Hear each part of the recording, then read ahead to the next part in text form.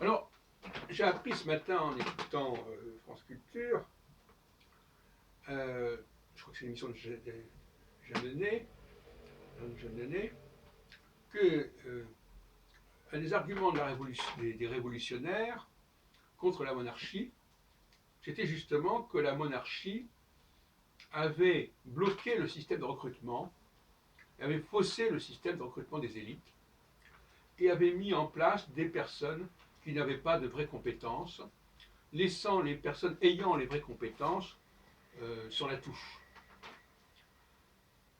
Cet argument, donc développé à la fin du XVIIIe siècle, me paraît au centre de mes préoccupations, à savoir que le rôle central d'un État, ou en tout cas d'un leadership quelconque, d'une élite, c'est justement de veiller à ce que les meilleurs soient aux postes les plus appropriés. Ce qu'en anglais on appelle the right man at the right place at the right time. La bonne personne.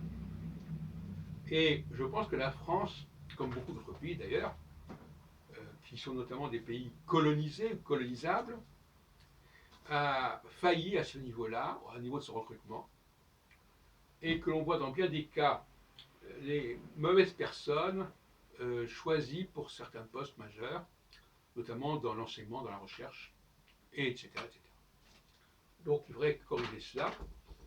Il n'y a pas d'excuse aujourd'hui parce que, par l'intermédiaire de Google et des moteurs de recherche, un institut approprié, qui s'appellerait l'institut de recrutement en quelque sorte, des élites, pourrait puiser dans les informations considérables qui circulent dans ce domaine et repérer des personnes qui ont un fonctionnement parallèle, qui n'ont pas été, qui sont passées sous les radars en quelque sorte des structures adéquates, qui n'ont pas eu le suivi approprié et qui par conséquent n'ont pas pu donner ce qu'ils ont pu donner, en dehors même du fait qu'ils n'ont peut-être même pas pu vivre décemment. Mais enfin, le problème n'est pas là.